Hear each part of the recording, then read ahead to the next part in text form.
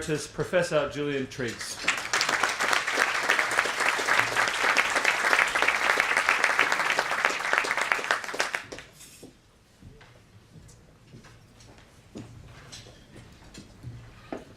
Thank you very much, Mohammed. It is such a pleasure to be here tonight. I think this is my fourth iftar dinner, and I think there can be nothing more welcoming or important than to be invited into the family and into the community to share a meal, and in this case to break the fast. So I'm very grateful for this invitation yet again to be part of such an interesting group of people who deeply believe in the values that are so important to the Australian Human Rights Commission. It's of course also wonderful to be here at Parliament House, and I too acknowledge the Gadigal people of the Eora Nation, the traditional owners of the land on which we gather today, and I pay my respects to your elders past and present. Well, aside from our First Nations peoples, each of us came to this country as an immigrant or as a descendant of immigrant. I too arrived in Australia as that much less well-regarded group, the 10-pound pommy migrant. I arrived by boat at the port at South Melbourne, and our family has absolutely flourished over the last more than 60 years since I arrived as a 12-year-old. Affinity Foundation is a very important example of the work undertaken by the community to foster social cohesion and harmony in Australia. And so I'm very, very pleased to be part of an event that brings us together to foster diversity, awareness and an understanding of the richness that our diverse cultures bring to modern Australia. Well, this evening I would have been asked to speak about social cohesion and the rise of, sadly, racial abuse in the community. In fact, even as I came here tonight, I was being briefed by our media advisor that today we've seen yet another of these very unpleasant public abuses of a person on the grounds of race in the public arena. But what I'd like to do is to talk a little bit about the concept of social cohesion, the role of the Australian Human Rights Commission, and then the importance of the Racial Discrimination Act and the proposed amendments to that Act. Before I go any further, if I may, I'd like to show you a quick video clip. Well, it's not so quick. I do call for a little bit of patience. It takes about 4 minutes to go through, but it gives you an idea of what we're trying to do at the Australian Human Rights Commission. It's called Racism It Stops With Me. I do hope that you've heard of this campaign, but it's a good example of the kind of advocacy and educational work that we do. It was developed by the students at James Mitchell School in Sydney, so it was their idea, it's their work, and it was supported by the hip-hop artist Brother Black, and it deals with something that we've been finding is occurring more and more in Australia, racism and bullying in schools. So this is What You Say Matters, Racism, It Stops With Me by Brother Jack Black. Okay, so now it's time to get back your assignments from last week. Okay, so we've got 79, 67, Cat, 55, and Jade, 98. Great work. Of course, she's the favourite. What are you, Asian? Is that why you're so good at maths? But you got black skin. What are you, a Blackanese or something?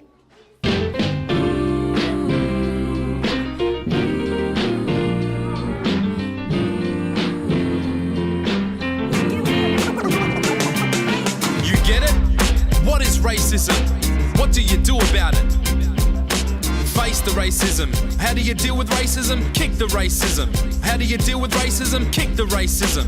How do you deal with racism? Kick the racism. Kick the racism. When people stand by, do nothing while it happens. Their actions we must examine.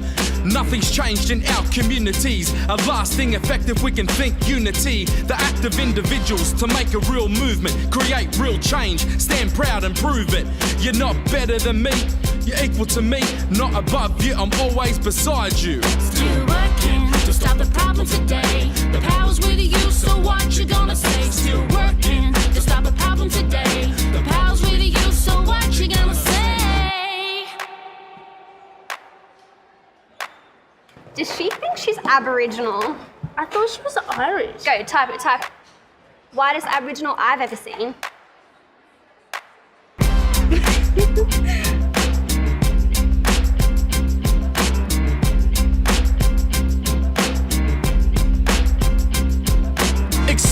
ugly. Your ignorance is showing, please put it away. It's not the way we're going, it's quite ugly. And I find it offensive, it's not the way to go. If you wanna be respected, how would you feel if I said that to you? Now nothing has changed, we haven't moved through to stand and connect, cause we're all the same. My race does not define me, it is who I am.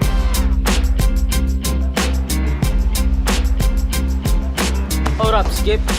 You in here first? Back up, okay. What's all the concern? I'm next, come on man, please wait your turn. This is not about respect, though your lack is a concern. There's room for everybody, so let's get along first. Why is everything you're saying so racist? Do you understand how I'm feeling? It's basic. Do you accept this is part of the norm? I didn't think it'd be a problem for us anymore. Still working to stop the problem today. The power's with you, so what you gonna say? Still working to stop the problem today. The power's with you, so what you gonna say?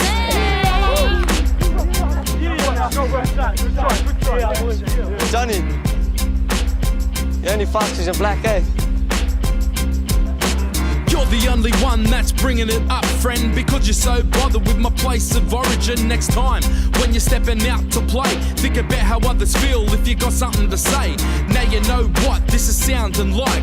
The crap from your mouth's not sounding right. We can stand strong instead of going head on. There's nothing wrong, tackle it and move on. Still working to stop the problem today. The power's with you, so what you gonna say? Still working to stop the problem today. The power's with you, so what you gonna say? Stop with the negativity in your vicinity. Stand up for unity, not just for you and me. The things you're doing now with your life to count. Time to own this moment, time to take account. Your individual actions influence the actions when other people like promoting dysfunction. Now it's time to be part of something else bigger than yourself. Time to prove oneself. Come on. Racism, why does it exist? We are the same. Why does this exist? It's time for change. What you say matters.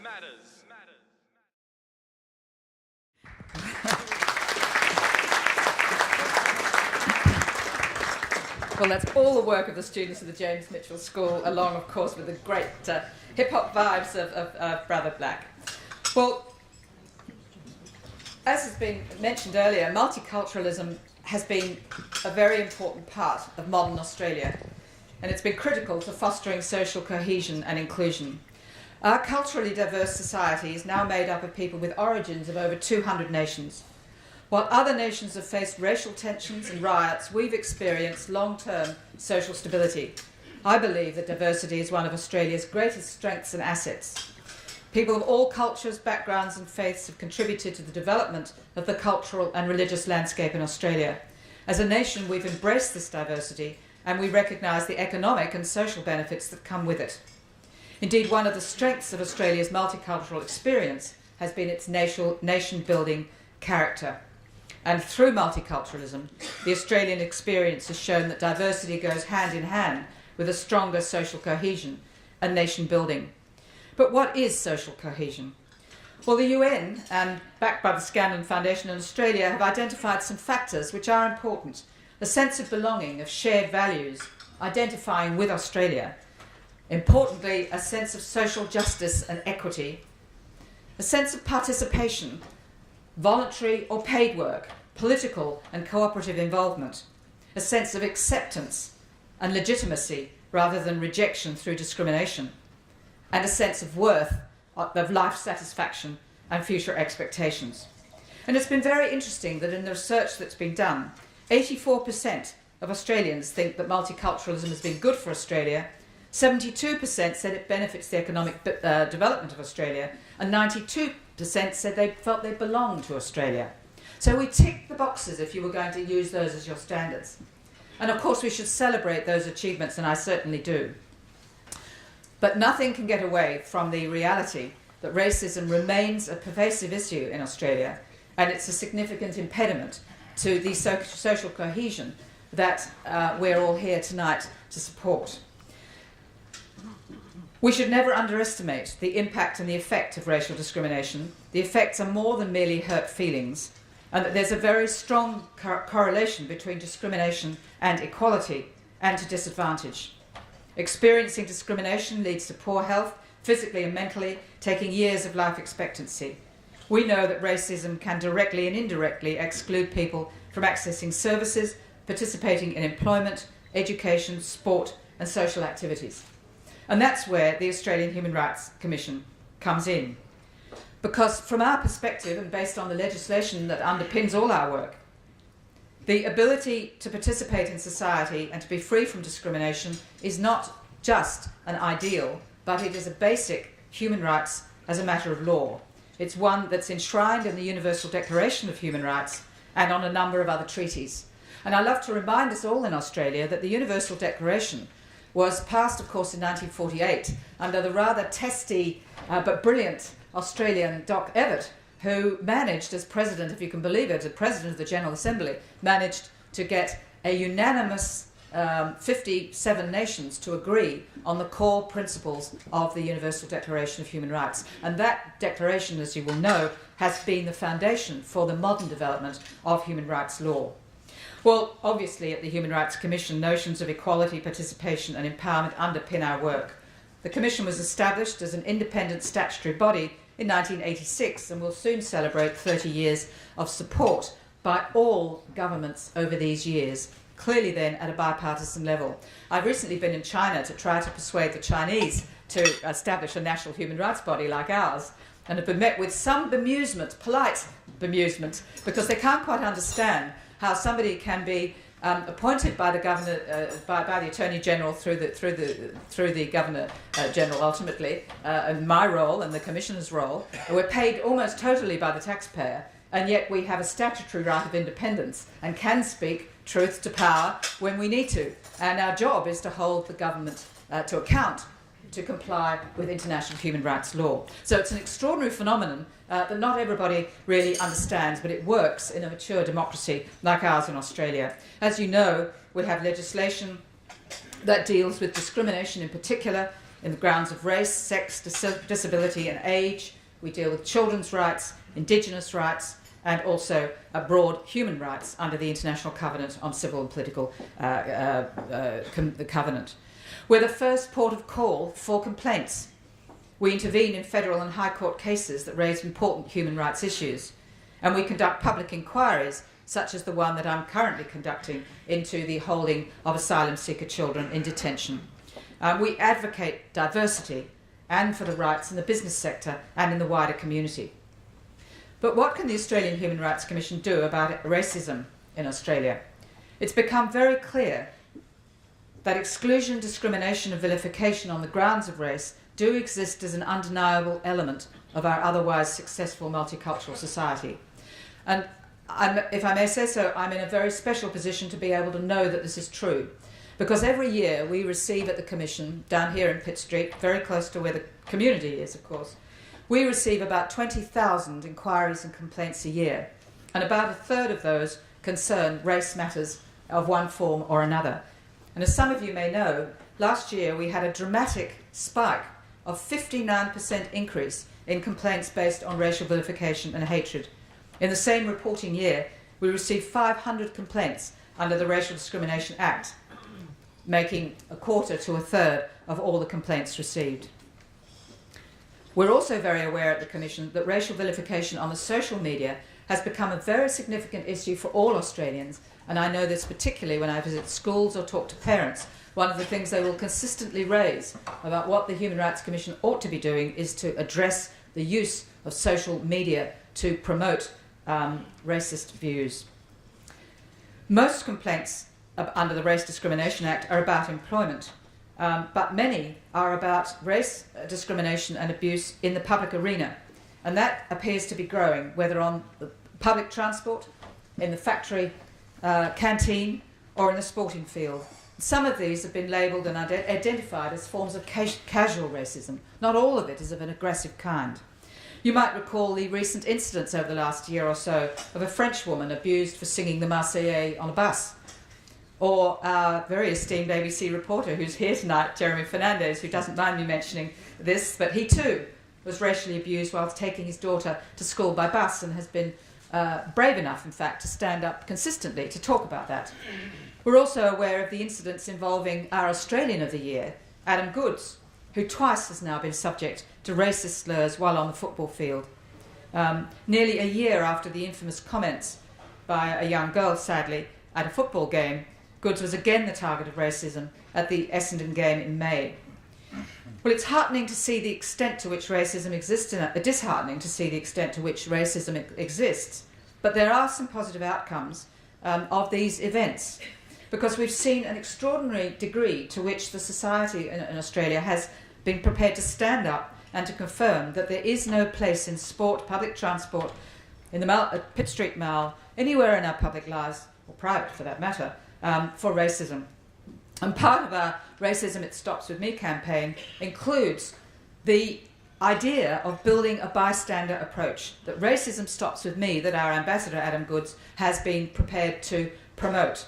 And we might, if we may, have a quick, this is very short, but it gives you an idea of the sort of support people like Adam Goods can give us.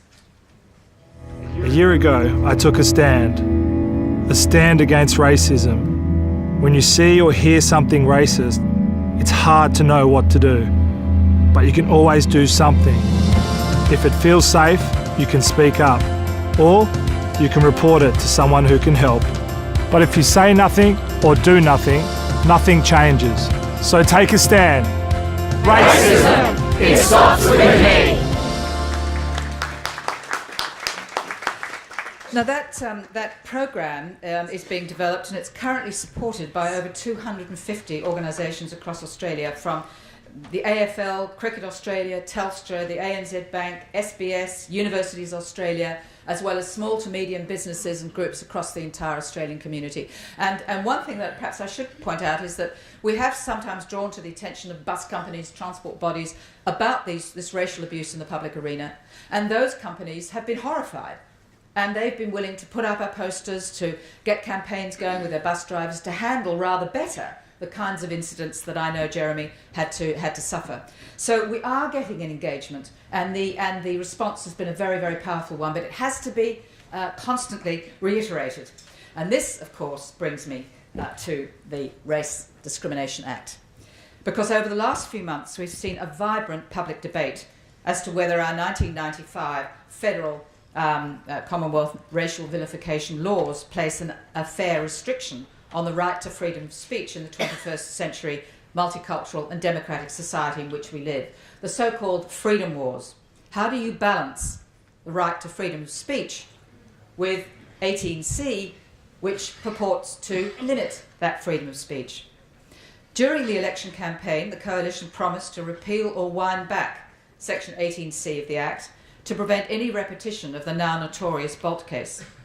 And if you'll excuse me being a little technical, but I am a lawyer, Section 18C makes it unlawful for a person to do an act in public that is reasonably likely, so it has an objective element, an act in public reasonably likely to offend, insult, humiliate or intimidate a person if done because of the race or national origin or ethnicity of that person.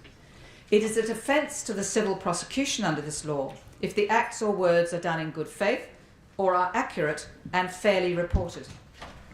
Justifying efforts to reform 18C, the Attorney-General has talked of a multi-front war being waged, in his view, against freedom of speech, and he proposes new provisions to strengthen this freedom. He believes that the words offend, insult or humiliate place race-hate laws at too low a legal threshold and should be replaced by stronger words such as vilify, but he also wants to eliminate the defences of good faith and accuracy. Well, to understand the place of these laws in our society, it's important to think about why they were introduced in the first place. And it's true that they were introduced at the request of the Australian Institute of Jewish Affairs and the leaders of the Italian, Greek, Vietnamese and Chinese communities, following an inquiry into racist violence that was conducted by our commission. It was also prompted by the Royal Commission into Aboriginal Deaths in Custody report in 1991 and the report of the Law Reform Commission on Multiculturalism and the Law. The then Attorney-General, Michael Lavache, introduced the bill with the following statement, and I hope you'll excuse me for reading it to you, but I think it amply illustrates why this law is important and worth defending. It needs to be recognised, said the Attorney-General, that racial prejudice provides a climate in which people of a particular race or origin live in fear and in which discrimination can thrive. It provides a climate in which violence may take place. It is itself a threat to the well-being of the whole community as well as to the individual or groups in the community. Section 18C strikes a balance between the right of freedom of speech and other rights. It provides a safety net for social harmony in Australia, sends a clear warning to those who might attack the principle of tolerance, and provides Australians who are the victims of racial hatred or violence with protection.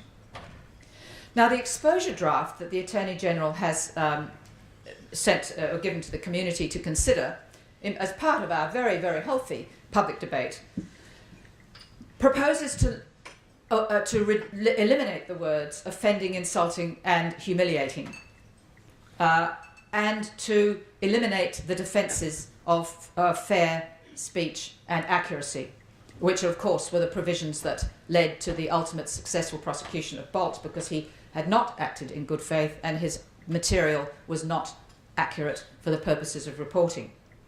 The attorney wants to rebalance these rights to give a greater emphasis to freedom of speech.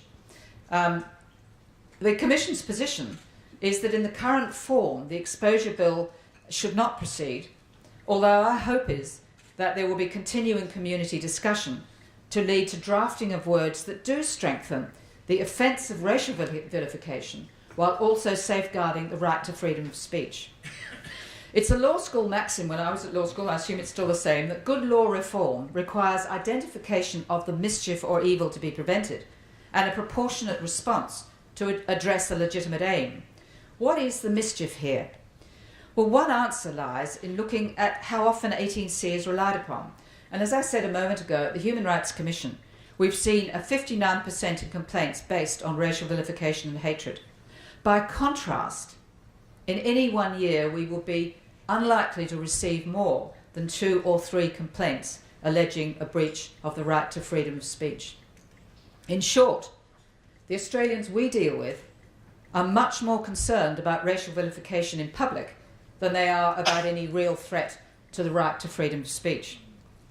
I suggest that the racial vilification laws have in fact been applied by our courts in a balanced way, and that we at the Commission have successfully resolved hundreds, if not thousands, of complaints about racial hatred over the last 20, nearly 30 years. But of course it is important to consider the arguments that might, or amendments that might strengthen the Race Discrimination Act, and we support the attorney in looking for language that might put the provision at a level and a threshold that better reflects the jurisprudence of our courts over the years. The exposure draft defines the words intimidate and adds a word vilify, but they have been so narrowly confined to threat of physical violence, which rarely occurs in these cases. It does sometimes happen, but normally it's an abusive act which is designed to hurt and offend.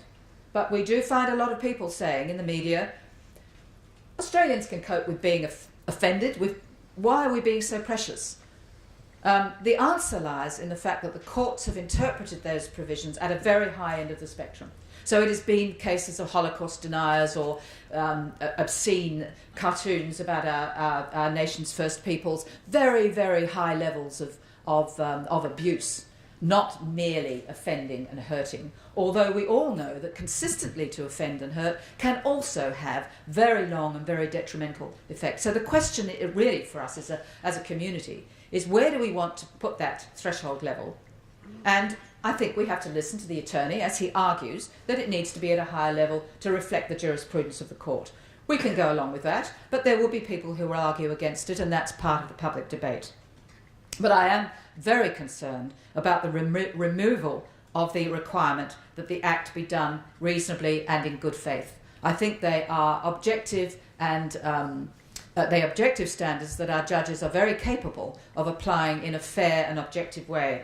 And I might point out that in the 20 or so cases that have ever come to the courts on the basis of 18C, there have only been 3 or 4 successful prosecutions, and then only in the most egregious cases where I don't think any ordinary or reasonable Australian would think that the judge had made the wrong determination.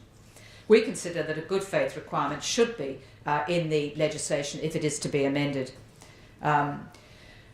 Race hatred laws have then been one of the foundations for our enviable multicultural society.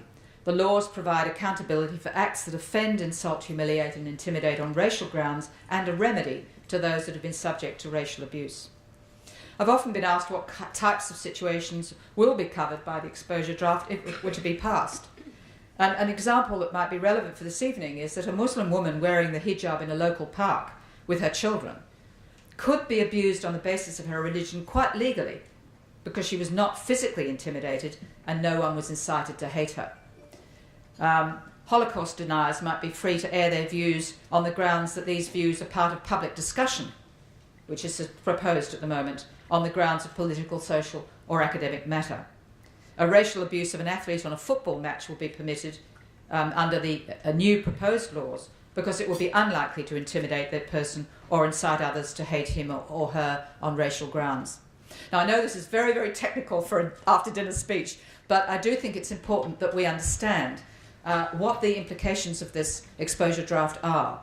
Now, in fairness, and I must respect the attorney, he came to the election saying he wanted amendments, and he has an absolute right to produce proposals for the Australian public to look at. The current legislation is arguably not quite right. It could be subject to some change that gets the offence at the right level to reflect jurisprudence. There is room to move and to compromise, and my great hope is that we will retain the essence of the Race Discrimination Act provision 18C and its defences, but we'll do so in a way that reflects the public debate and the public concern, because I do believe, from my position, and looking at the work that we do in the Commission on Race Abuse Complaints, that the Race Discrimination Act plays a very important foundational role as a legal regulatory framework. Now, we all know that law is not the only answer to these problems. They are deep cultural ones, and that again is why the work of the Affinity Foundation is so important. But I would like, before I conclude, to say a little bit about the Australian Multicultural Council. It's been extremely successful, this council, under the leadership in particular of Judge Ralph Sulio, who many of you I'm sure will know here tonight. That council has acted as an advisor to the government on multicultural affairs, and it's been a champion in advancing multiculturalism. But sadly, the term of that council came to an end last month, and the government has not yet articulated what the future of the council or a similar body will be. And I think that again is something that we need as part of the Australian community to be alert to, and to speak to our representatives to say, what will we, if we don't have the Multicultural Council, what are we going to have? What will be the substitute? But I do believe it's critical that we have a source for national leadership on multiculturalism, however you want to term it or deal with it. Finally, I think, of course, Australia cannot be a truly cohesive and inclusive country without addressing racism and calling it for what it is. The Race Discrimination Act is a vital tool in that process. I ask that the government consult the community extensively before making legislative changes to 18C, and to be careful in promoting, in ensuring rather, that to promote one freedom does not take place at the significant and unwarranted detriment of another. Attitudes change and need to change for us to have a multifaceted response to this issue, and that is why we put so much effort into video clips, education, policy, as well, in order to achieve cultural change that backs the legislation that we have. So we do need to put programs in place at the community level, and strong community engagement does provide the opportunity for greater equality and justice.